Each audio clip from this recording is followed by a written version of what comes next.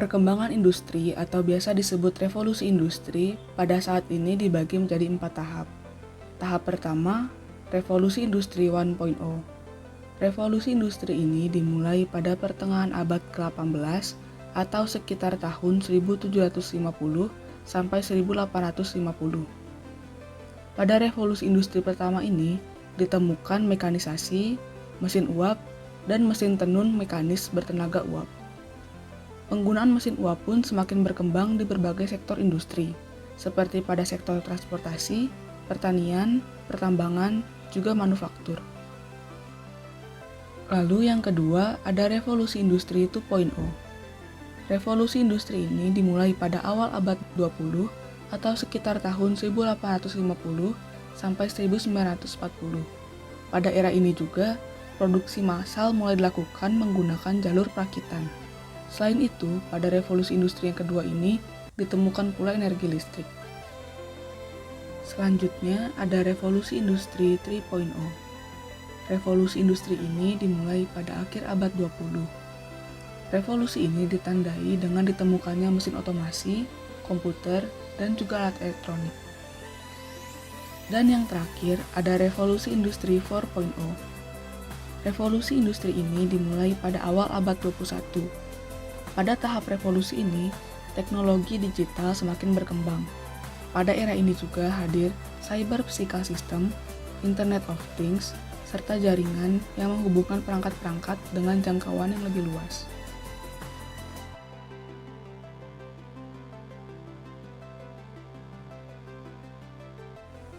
Pengertian TIK. Apa itu TIK? Kata teknologi berasal dari bahasa Yunani, techne dan logia. Techne berarti keahlian atau seni, sedangkan logia berarti ilmu yang berguna.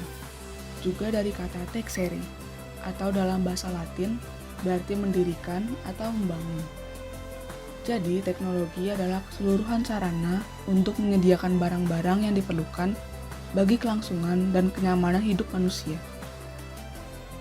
Selanjutnya, kata informasi berasal dari bahasa Prancis, information, atau dalam bahasa Latinnya informationem, yang berarti garis besar, konsep, atau ide.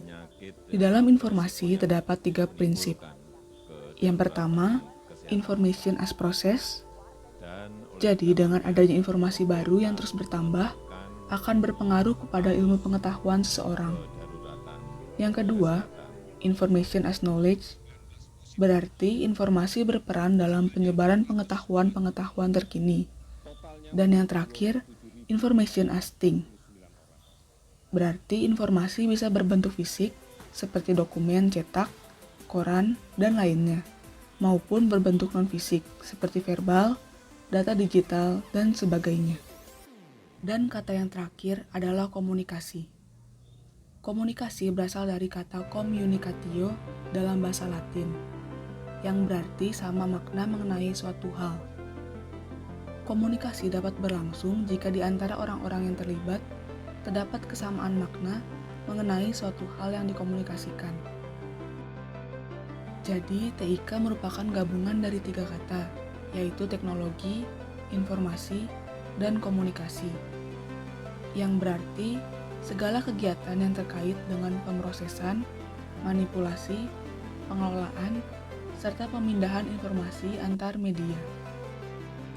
Setelah sebelumnya kita telah mempelajari era-era revolusi industri, kemudian dilanjutkan dengan definisi TIK, marilah kita mempelajari secara singkat perkembangan TIK yang dimulai dari zaman prasejarah, zaman sejarah, dan zaman modern. Zaman prasejarah adalah zaman di mana manusia belum mengenal apa itu tulisan. Manusia pada awalnya hanya dapat berkomunikasi dengan hembusan nafas dan isyarat tangan. Namun seiring berjalannya waktu, manusia mulai dapat menggunakan alat-alat di sekitar mereka sebagai bunyi dan isyarat. Di zaman sejarah, manusia sudah mulai menggunakan tulisan sebagai sarana komunikasi dan untuk mencatat informasi.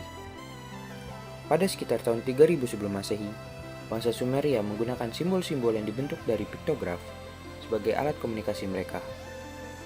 Pada sekitar tahun 2900 sebelum Masehi, Bangsa Mesir kuno menggunakan huruf hieroglif untuk mencatat suatu peristiwa. Lalu pada tahun 500 sebelum Masehi, bangsa Mesir kuno menggunakan kertas papirus sebagai alat komunikasi mereka.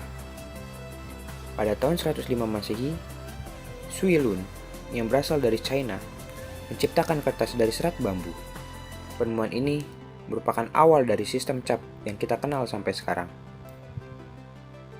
Di zaman modern, teknologi informasi dan komunikasi mengalami banyak kemajuan, baik dari fungsi dan bentuknya. Pada awal era modern ini, manusia menggunakan telegraf dan mesin tik untuk mencatat sebuah peristiwa penting. Dan jika ingin berkomunikasi secara lisan, manusia bisa menggunakan telepon. Lalu, koran, radio, dan televisi biasa digunakan untuk membagikan informasi. Namun, saat ini, kita bisa mengakses itu semua hanya dengan smartphone. Kita bisa mencatat, mengirim pesan teks, video, maupun suara, serta mendapat berita terkini hanya dengan smartphone. Saat ini, dunia ada di genggaman kita. Oke, yang selanjutnya merupakan dampak sosial TIK. Masyarakat pasca industrial, orientasi akan berubah ke arah informasi dan layanan. Perubahan yang terjadi meliputi yang pertama ada dari sektor ekonomi. Diperlihatkan dengan masyarakat yang bekerja sebagai penghasil barang berubah ke bentuk pelayanan jasa. Yang kedua dari distribusi pekerjaan.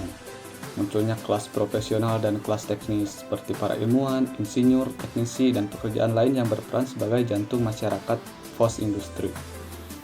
Terus selanjutnya yang ketiga, prinsip sumbu. Ilmu pengetahuan merupakan sumber utama dan merupakan modal yang berharga. Yang keempat, orientasi masa depan. Masyarakat bisa berencana dan melakukan pengendalian serta penghargaan terhadap teknologi.